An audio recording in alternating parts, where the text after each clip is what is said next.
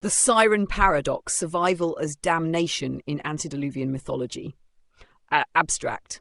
The transformation of the Nephilim's mothers into sirens, as suggested by certain interpretations of the Book of Enoch, presents a profound philosophical paradox. Can survival itself constitute punishment? This essay examines the theological, ontological, and ethical implications of a fate that preserves biological existence while annihilating the essence of personhood. Through an analysis of non-canonical texts, mythological archetypes, and the philosophy of punishment, we argue that the siren transformation represents not merely a curse worse than death, but a radical exploration of what it means to exist in a state of perpetual corruption, a living monument to transgression that challenges our understanding of divine justice, mercy, and the nature of suffering itself. Introduction. The temptation of survival. At first glance, the proposal appears almost self-evident in its logic. If the mothers of the Nephilim were transformed into sirens before the Great Flood, they would have survived the cataclysm that destroyed nearly all terrestrial life. In a binary framework of existence versus extinction, survival necessarily appears as the superior outcome. This reasoning reflects a deeply human, perhaps universal, instinct, the primacy of biological continuation over all other considerations. Yet this intuitive conclusion collapses under closer examination, revealing instead one of mythology's most disturbing meditations on the nature of punishment, identity, and what philosophers might call lives not worth living.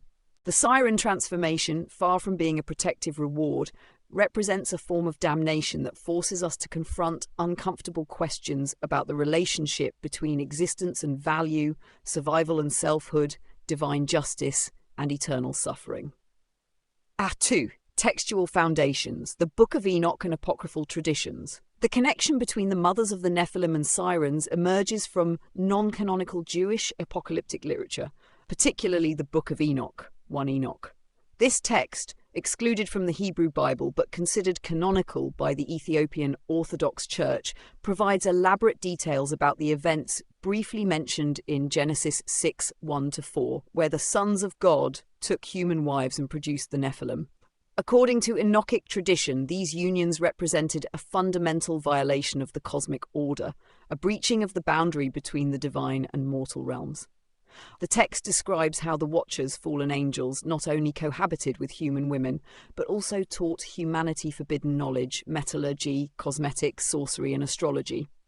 This knowledge transfer is presented as equally transgressive as the sexual unions themselves, suggesting that the corruption involved both carnal and intellectual dimensions.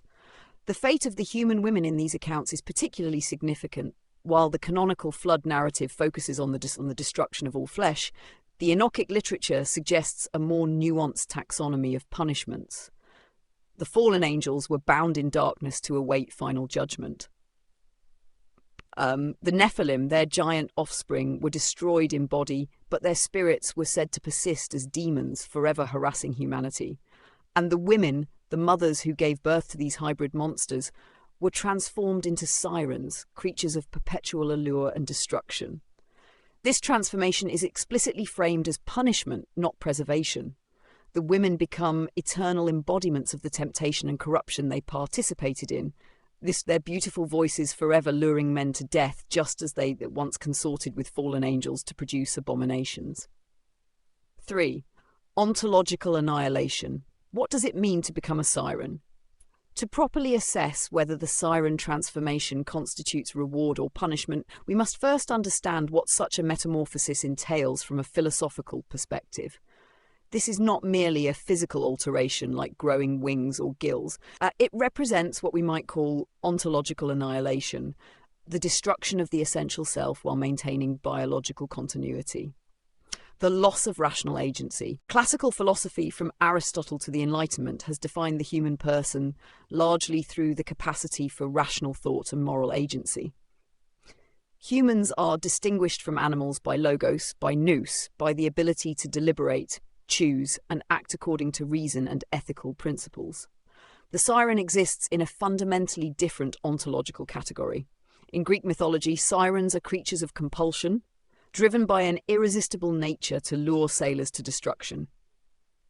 Their songs are not choices, but expressions of their essential being, like a spider spinning webs or a scorpion stinging. The transformation strips away moral agency, replacing the complex interior life of a human person with the monochromatic instinct of a predator. This represents what philosophers might call a fate worse than death, precisely because it maintains the appearance of life while evacuating everything that makes that life meaningful. The siren may have consciousness, but it is a consciousness without freedom, awareness without autonomy. In Kantian terms, the siren can no longer be an end in itself, only a means, a living instrument of destruction. The corruption of essence. Aristotelian metaphysics distinguished between essential and accidental properties. A thing's essence defines what it fundamentally is. Its accidents are qualities that may change without altering its basic nature. A human might gain or lose weight, learn new skills, or change beliefs, but these are accidental modifications. The essence, rational animal, moral agent, being toward death in Heideggerian terms, remains constant. The siren transformation violates this essence entirely. The woman does not become a human with monstrous qualities. She ceases to be human at all and becomes something categorically different. Her essence is replaced, not modified. Where once there was a person capable of love, fear, hope, regret, and growth, there now exists only a predatory function wrapped in the deceptive appearance of humanity. This is why the comparison to surviving as a zombie is philosophically apt. The zombie maintains the appearance of the person, the same face, the same body, but the person is gone. What remains is a simulacrum, a hollow echo that performs a grotesque parody of life. Similarly, the siren might retain the voice and perhaps the face of the woman she once was, but the woman herself has been annihilated and replaced with something monstrous. Eternal stasis versus human temporality. Human existence, as explored by philosophers from Augustine to Heidegger, is fundamentally temporal and developmental. We exist in time, we change, we grow, we learn from our experiences. Human life has narrative structure, a beginning, middle, and end, and this narrativity is essential to how we construct meaning and identity. The siren exists in a kind of eternal, unchanging present. There is no growth, no development, no possibility of redemption or transformation. The siren of year one is identical to the siren of year 1000. This stasis represents a kind of living death, an existence frozen in the moment of transgression with no possibility of moving forward or growing beyond it. In this sense, the siren transformation is not survival at all in any meaningful human sense. It is existence without life, continuation without possibility, being without becoming.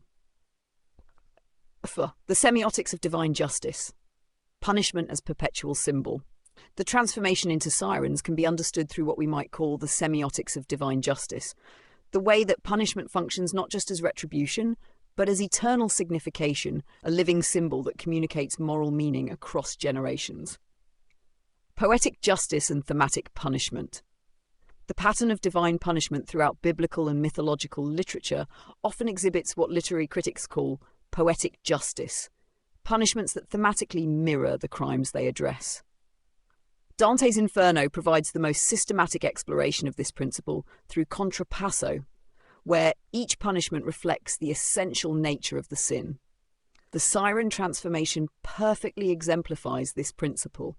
The women's transgression involved forbidden seduction, crossing boundaries that should not be crossed, yielding to temptation that led to cosmic corruption. Their punishment eternally embodies this crime. They become the ultimate forbidden seduction, creatures whose allure leads inevitably to death and destruction. They are both trapped by and made identical with their sin. Moreover, just as their unions with the fallen angels produced the Nephilim, beings who did not belong in the natural order, they themselves become beings who do not belong. Hybrid creatures trapped between human and monster, beauty, the crime is inscribed on their very being, making them walking, singing testimonies to their transgression. The function of eternal witness.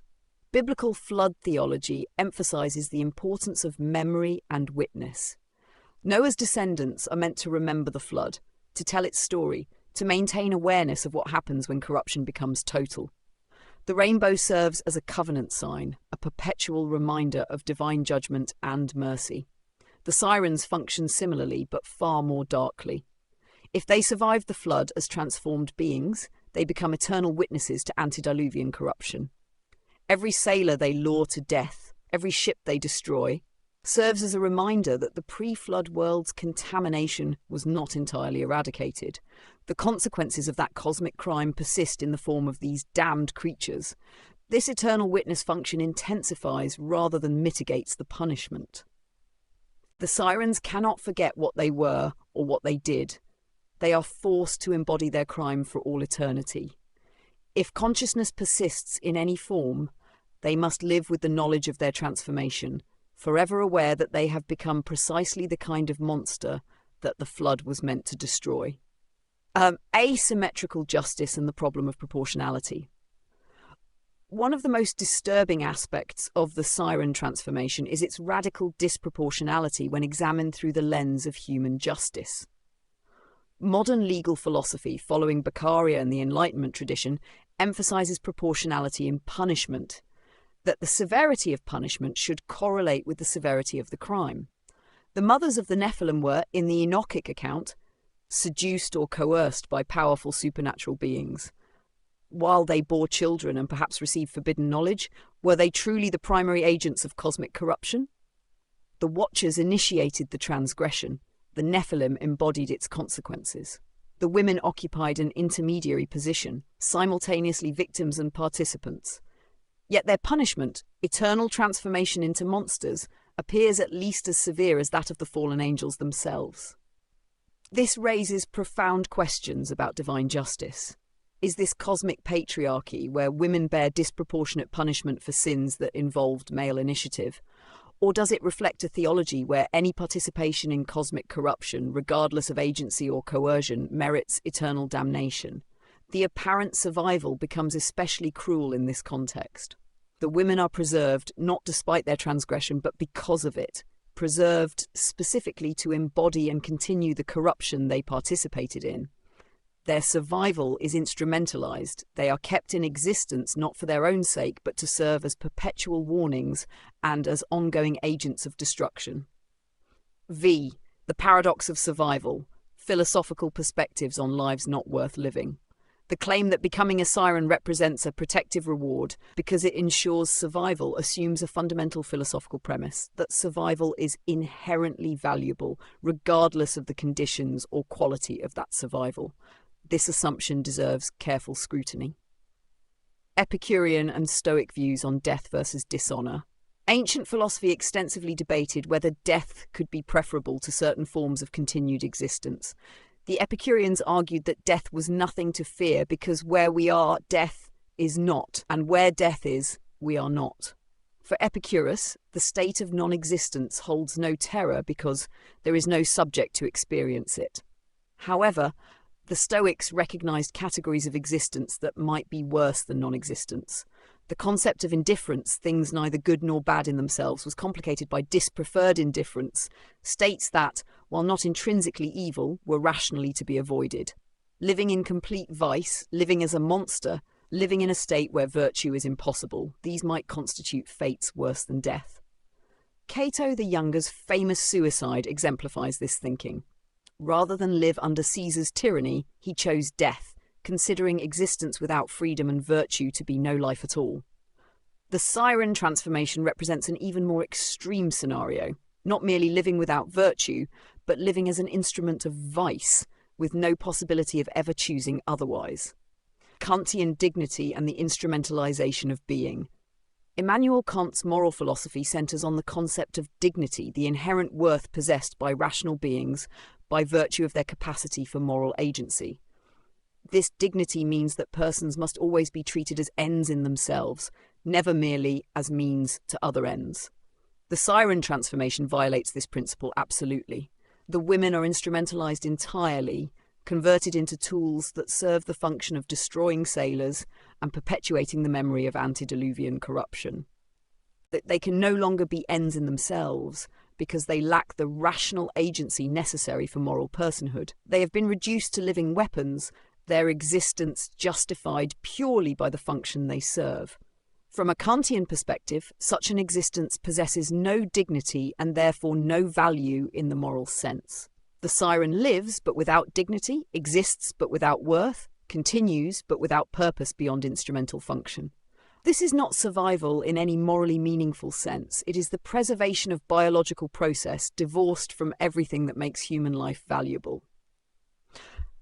Existentialist freedom and authenticity, existentialist philosophy, particularly in Sartre and Camus, emphasizes radical freedom as constitutive of human existence. We are condemned to be free, thrust into a world without inherent meaning, and forced to create meaning through our choices. Authentic existence requires acknowledging this freedom and taking responsibility for our choices, while inauthentic existence involves fleeing from freedom into predetermined roles and mechanical behavior. The siren represents the ultimate inauthenticity, an existence without freedom, without the possibility of choice, without the burden and gift of having to create meaning. The siren cannot ask why or what should I do. It simply is what it is, like a stone or a star, following its nature without the gap of reflection that defines human consciousness. Camus's concept of the absurd is also relevant here. The absurd arises from the confrontation between the human need for meaning and the universe's indifference. Camus argued that we must imagine Sisyphus happy, that even in eternal futile labour, the human consciousness can rebel against meaninglessness and assert freedom. But can we imagine the siren happy?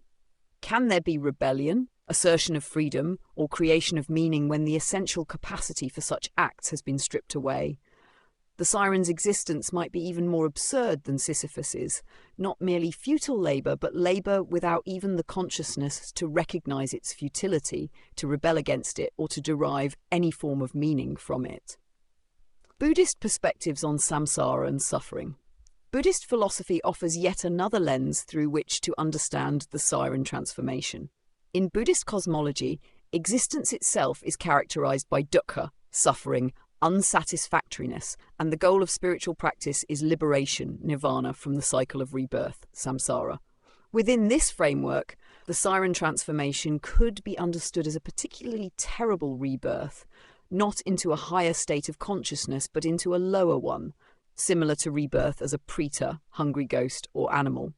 These lower realms are characterized by existence dominated by craving, ignorance, and compulsion, with little or no capacity for the moral and spiritual development necessary to escape suffering. What makes the siren transformation particularly horrific from a Buddhist perspective is its apparent permanence. Normal samsaric existence, however painful, always contains the possibility of eventual liberation. Even beings in hell realms will eventually exhaust their negative karma and have another chance at human rebirth and enlightenment. But the siren transformation appears to be final and eternal, a form of existence where the very mechanisms for generating better karma and achieving liberation have been destroyed. This represents not just survival, but survival in a state of perpetual suffering with no possibility of escape or redemption. The biological continuation is preserved precisely to ensure that the suffering continues forever. This, the theology of mercy and severity. What does this say about divine justice? If we accept the premise that the siren transformation was punishment rather than reward, we must confront deeply troubling questions about the nature of divine justice in the mythological framework we're examining. The problem of proportionality revisited. As discussed earlier, the punishment appears radically disproportionate to the crime, especially given the ambiguous agency of the women involved. Were they seducers or seduced? Did they willingly transgress cosmic boundaries, or were they overcome by powers they couldn't resist? The Enochic literature is somewhat ambiguous on this point, sometimes suggesting female agency and other times emphasizing the Watcher's initiative. But even if we grant maximal female agency, even if these women actively sought out the fallen angels and willingly bore their children, does eternal transformation into monsters constitute proportionate punishment? Modern retributive justice theory, following the principle of an eye for an eye, seeks proportionality. Even divine justice, as portrayed in most biblical texts, shows some proportionality. Finite sins merit finite punishments. Only eternal sins, the unforgivable sin of blasphemy against the Holy Spirit, merit eternal consequences. The siren transformation violates this proportionality. It takes finite beings who committed finite transgressions, however grave, and subjects them to infinite punishment. Moreover, it's punishment of a particularly cruel type, not annihilation, not imprisonment, but transformation into the very kind of evil the punishment was meant to address: mercy and the possibility of redemption. Perhaps the most troubling aspect of the siren transformation is its apparent foreclosure of redemption. Christian theology, even with its concepts of hell and damnation, typically maintains that all humans have the opportunity to repent and be saved during their earthly lives. Even the damned in hell, in most theological accounts, chose their fate through persistent rejection of grace. But the siren transformation strips away the very capacity for repentance and redemption. The transformed women cannot choose to repent because they no longer possess the rational and moral faculties necessary for repentance. They cannot seek forgiveness because they cannot form intentions or make choices. They are locked into their punishment with no possibility of appeal, growth, or change. This raises the question, is this justice or vengeance?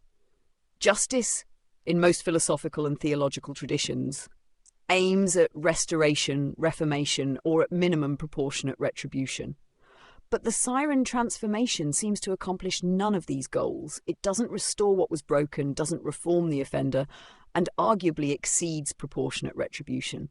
It seems instead to be punishment for punishment's sake, eternal suffering with no redemptive purpose, theological consistency and the pattern of punishments. As noted in the original analysis, there is a striking pattern to the punishments described in Enochic literature. The Watchers, imprisoned in darkness until final judgment, severe but not transformative. The Nephilim, physical death with their spirits becoming demons, destructive but maintaining some continuity of being. The Women, complete ontological transformation into monsters, arguably the most severe punishment of Altar. This raises profound questions. Why would the human participants receive harsher punishment than the divine instigators? Why would mortal women face more severe consequences than immortal angels? One possible theological explanation is that the punishment fits the type of boundary violation. The Watchers violated the boundary between divine and mortal by descending. Perhaps their punishment maintains their divine nature, but constrains their freedom.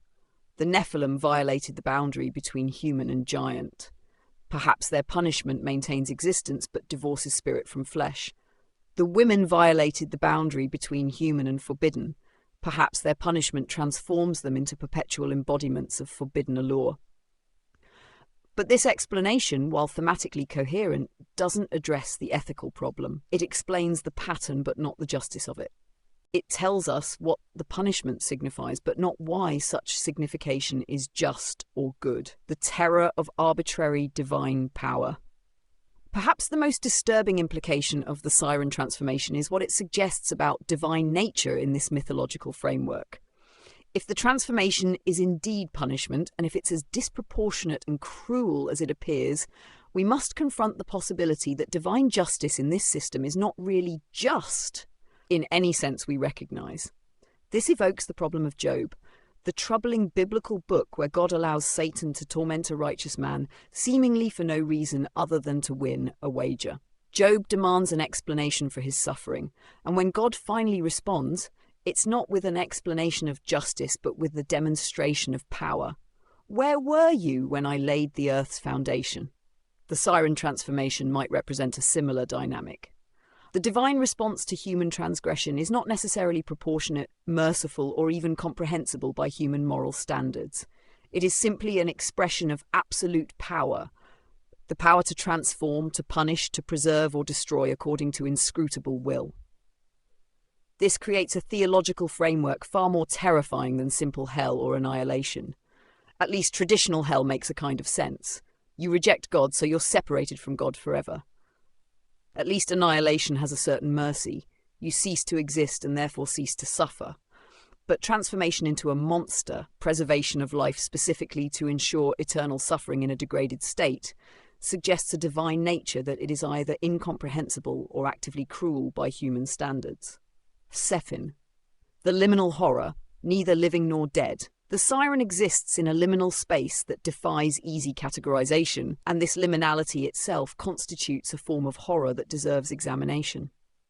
The uncanny valley of existence. The concept of the uncanny valley, originally applied to robots and computer-generated characters, describes the revulsion humans feel toward things that are almost but not quite human. The siren occupies this uncanny valley ontologically.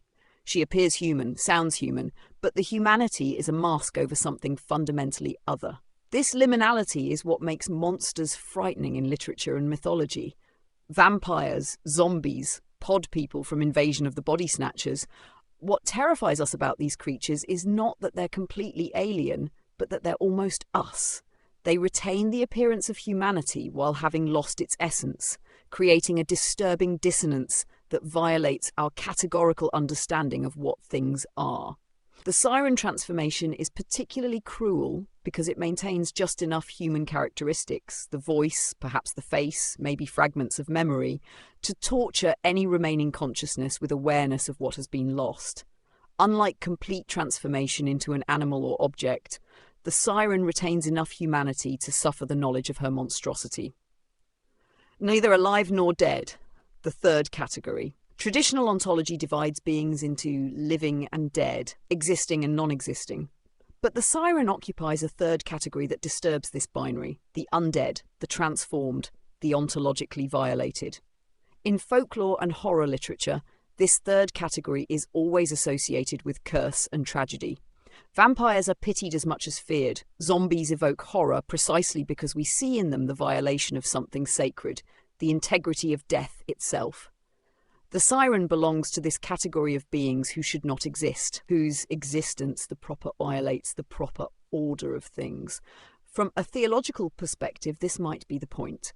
The women's crime was participating in a violation of cosmic order, the mixing of divine and mortal that should not occur. Their punishment perfectly mirrors this crime. They then become violations of cosmic order themselves, beings who should not exist, whose very existence is an offence against the proper categories of being. Veit, alternative hermeneutics, reading survival as reward. Having extensively explored the interpretation of siren transformation as punishment, intellectual honesty demands that we seriously consider the alternative reading, that survival, even in this form, might indeed be a reward or at least a mercy. Can any coherent argument be made for this position? The materialist perspective, any existence beats non-existence. From a purely materialist standpoint, existence has intrinsic value because non-existence has no value at all. The dead cannot experience anything. They cannot act, think, feel, or participate in the world in any way. The siren, however degraded, at least exists. She experiences the world, the sea, the wind, the sailors, even if that experience is narrowed and corrupted. Some might argue that even a diminished, monstrous existence is preferable to complete annihilation. The siren lives on when her mortal sisters drowned. She continues when they ceased. From the perspective of survival as the ultimate value, this is indeed a form of salvation. However, this argument fails when we consider that surviving implies some continuity of identity. If I am transformed so completely that nothing of me remains except perhaps my appearance, in what sense have I survived? The body continues, but the person is gone. This is more like someone else inhabiting my corpse than me continuing to live. The gift of memory and consciousness, perhaps the transformation preserves consciousness and memory, allowing the women to remember what they were, what they had, what they lost. From one angle, this seems like an additional cruelty, but from another, it could be seen as a kind of mercy, the preservation of identity and continuity, even within a monstrous form. This interpretation draws on certain vampire narratives, where the cursed being retains full consciousness and memory while becoming a monster. In Anne Rice's Interview with the Vampire Louis retains his humanity and moral sense even as he's forced to kill to survive. His existence is tortured, but it's his existence. He remains himself, remembering his life, his loves, his values, even as he violates them. If the sirens possess similar continuity of consciousness, then perhaps the transformation is indeed a form of preservation, keeping alive the witnesses to antediluvian events, maintaining their stories and memories through the flood that destroyed everyone else. But this interpretation requires textual support that doesn't exist. The mythological accounts of sirens don't typically portray them as trapped humans struggling with moral consciousness. They're described as acting according to their nature, luring and killing without apparent internal conflict. The transformation appears to be complete, not partial, suggesting that consciousness and identity are lost along with physical humanity. Preservation for future redemption. A more theologically sophisticated argument might suggest that the transformation preserves the women in existence so that they might eventually be redeemed. If they had died in the flood, they would be beyond any possibility of salvation. But by continuing to exist, even in a monstrous form, they remain within the scope of divine mercy. This interpretation has some support in Christian theological traditions about harrowing of hell and the salvation of pre-Christian pagans.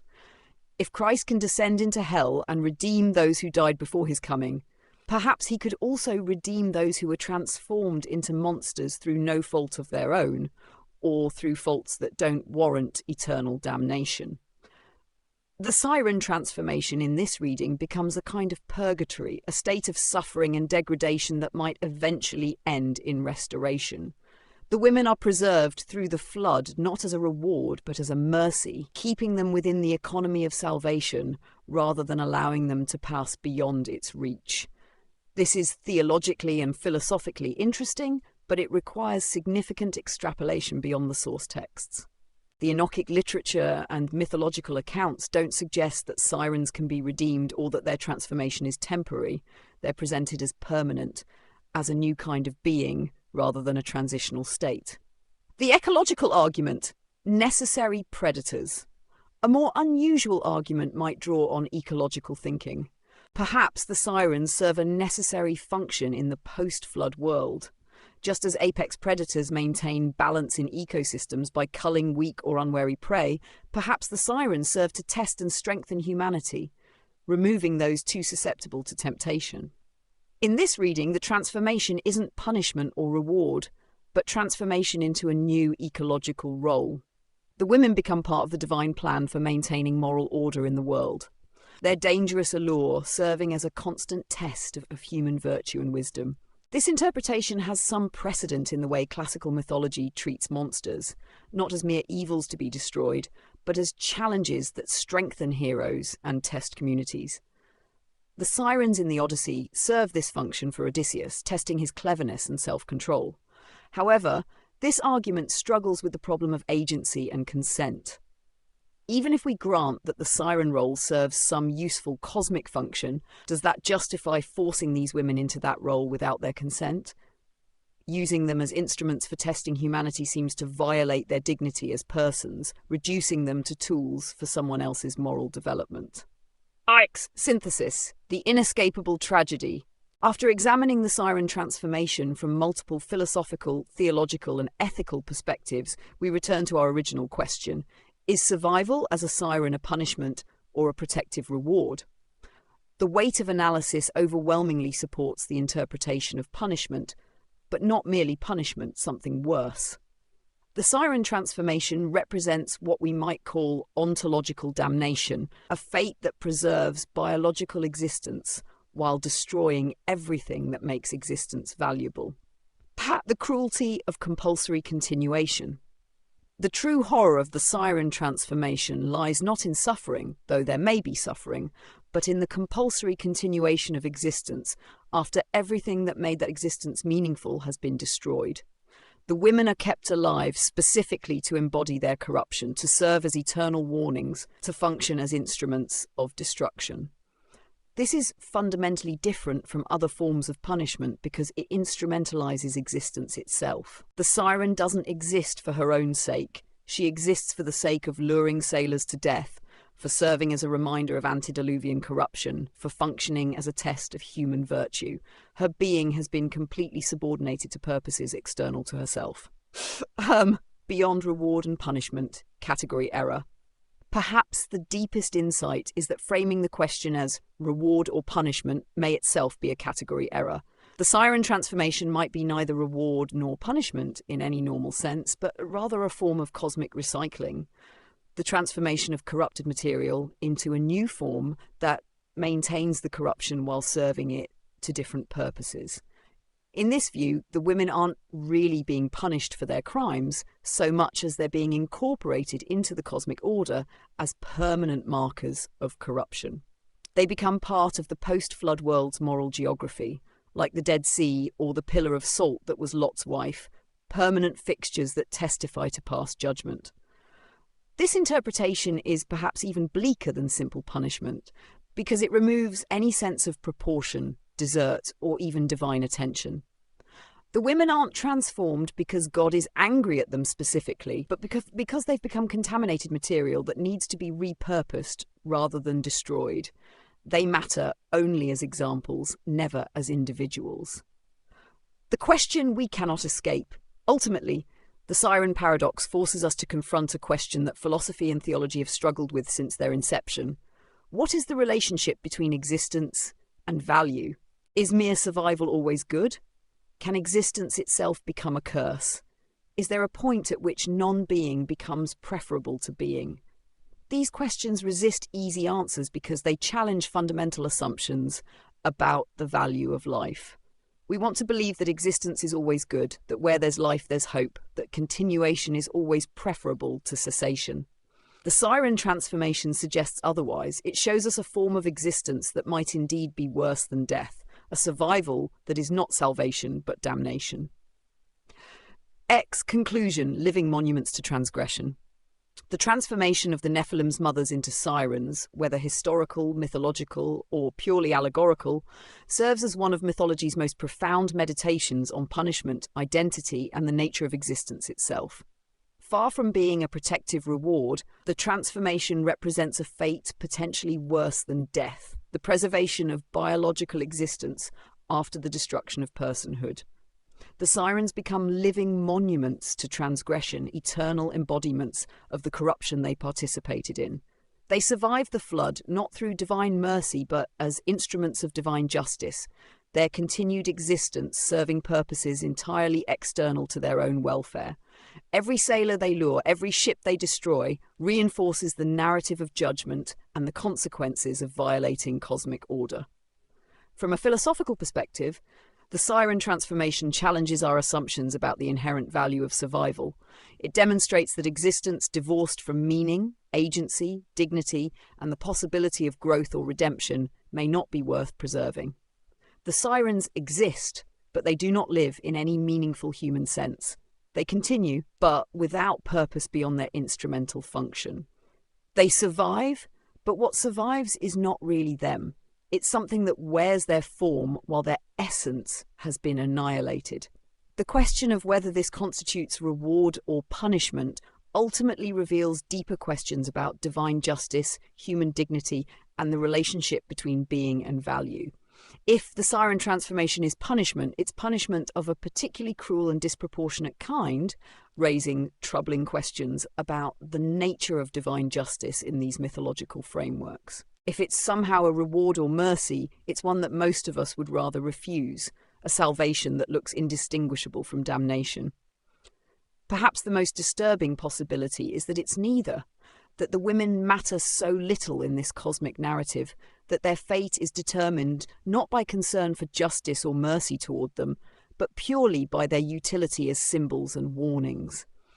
They are preserved not because anyone cares about their survival, but because their transformed existence serves useful purposes in the post-flood world's moral economy.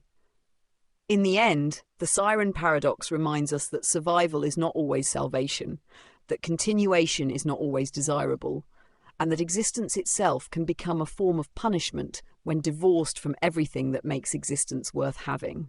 The sirens sing their haunting songs across the ages, but what they sing is not a song of triumph or survival. It's a lament for everything they've lost, a warning to all who hear it, and a testament to the terrible truth that sometimes the cruelest punishment is not death, but a life that isn't really life at all. Of course, I understand you're looking for a new perspective, and I can certainly write a creative narrative based on that premise. Here is a story in the style of a newly discovered ancient text. The Testament of Noah, Prisoner of the Sea, a translation from a fragmented scroll found sealed in a clay jar near the ruins of Eridu. Fragment 1. The decree of the architect, hark, and let the knowing ear attend. Do not think of the world that was as the world that is. Before the great weeping, the world was a riot of forms, a tapestry woven by hands that did not always agree. There was the high, unknowable monad, the true God who dreams beyond the stars, and then there was the one we knew, the architect, the craftsman of our material world. He was a being of immense power, but also of immense pride and jealousy. He built our world as a master potter builds a vessel, but he grew to despise the clay for not being as perfect as his thought. In those days, the veils between realms were thin. Spirits of the upper air, the so-called watchers sent by the architect, grew enamoured with the daughters of the earth. It was an admixture the architect had not planned for, a blending of spirit and flesh he could not control. From these unions came the giants, men of renown whose very existence was a mockery of the architect's orderly creation. They were mighty, but their spirits were a chaotic storm, and the architect, seeing his creation marred, did not seek to heal it. In his rage, he sought to smash his own pot and begin again. He came to me, Noah, not in a vision of light, but in a whisper of dread that coiled in my sleeping ear. The breath of all flesh is a stench to me, the whisper spoke. Their thoughts are tangled threads, their forms an abomination. I will wash my hands of them, I will unmake the land with a sky of water. But you, Noah, are a straight line in a crooked world. You will build a vessel of gopher wood sealed with pitch, a great box to carry the seeds of my new, cleaner world. You will take your family and 2 of every beast that I deem worthy. You will be the memory of a world I intend to forget. I did as commanded, for to defy the architect was to be unmade. But a sliver of true gnosis, a spark of the high monad, lived within me. And it wept, for I knew this was not a salvation. It was a culling. We were not being saved from the world. We were being taken as evidence against it. The ark was not a sanctuary. It was to be a prison. Fragment 2, the song from the deep. The first rains were not water. They were black, oily tears from a sky of bruised purple. The doors of the ark were sealed, and the screams of the dying world became a dull, constant hum against the wood. My wife and my sons and their wives huddled in the lantern light. The frightened lowing of the animals a strange and constant prayer. For 40 days the world outside was erased. But as the ark lifted, and the peaks of the mountains vanished beneath the endless grey expanse, a new sound began. It started as a vibration in the hull, a low thrum that we felt in our bones, then a melody. It was a song of such impossible beauty that the beasts in their pens fell silent, their heads cocked as if listening to a forgotten master. It was a song that promised everything the drowned world had stolen, the warmth of a hearth, the taste of fresh bread, the embrace of a lost love. My son, Ham, his face pale in the gloom, crawled to a knot in the wood and pressed his ear against it. "Father," he breathed, "I hear my mother's mother. She is calling to me from a sunlit field." "It is a lie," I roared, grabbing him and throwing him back. "Plug your ears with pitch, all of you." The song changed. It became seductive, a chorus of female voices that spoke not to the ear, but directly to the spirit. They did not sing of fields, but of secrets. They sang of the watchers, of the starlight they had brought to the earth, of the knowledge of metals and the art of seeing the future in a polished stone. It was a song of power, a promise to make us gods, not servants. I crept to the porthole, my own mind a battlefield against the alluring notes, and I looked down into the grey water, and I saw them. They were the mothers of the giants, but they were mothers no more. The architect had not granted them the mercy of death. He had twisted their punishment into a new and terrible form. Their lower bodies were coiled, scaled things that churned the water. Their arms were long and sinewy, ending in fingers webbed and clawed. But their faces were still the beautiful faces of women, frozen in an expression of eternal, ravenous sorrow. Their eyes glowed with a cold, hateful light, and from their mouths came the song that promised paradise and delivered only death. They were the sirens, the eternal jailers of the architect's watery world, their rage at the loss of their giant children now a weapon against the last remnants of men. Fragment 3. The Siege of the Ark. Our journey was not a peaceful drifting, it was a constant war. At night, the sirens would swarm the ark. We would hear their claws scraping against the hull, a sound like 100 nails dragging across a tombstone. They would find every crack, every knothole, and whisper through them, tailoring their promises to each of us. To my wife, they whispered of her drowned sisters. To Shem, of a kingdom he could rule. To Japheth, of lands beyond the horizon. One night, a section of the hull, weakened by the constant pressure, gave way. A torrent of black water and a single clawed arm burst through. It seized Japheth's wife by the ankle, and her scream was swallowed by the siren's triumphant shriek. We fell upon the creature with axes and hammers, my sons and I, hacking at the scaled limb until it finally recoiled, leaving deep, bleeding gashes in her leg and the memory of a face, beautiful and damned, leering from the hole before we could seal it. They were not the only horrors. The architect had used the deep as a dumping ground for his other failures. We saw things in the water that had no name. Great, coiled beasts whose passage would rock the ark like a child's toy. Creatures of living shadow with too many eyes that would stare from the depths. And worst of all were the shades of the drowned giants. Their bodies were gone, but their chaotic spirits remained, drawn to the ark as the only solid thing in their formless hell. They could not touch us, but we could feel their immense, hungry despair pressing in, a psychic weight that drove the animals mad and filled our dreams with visions of falling from impossible heights.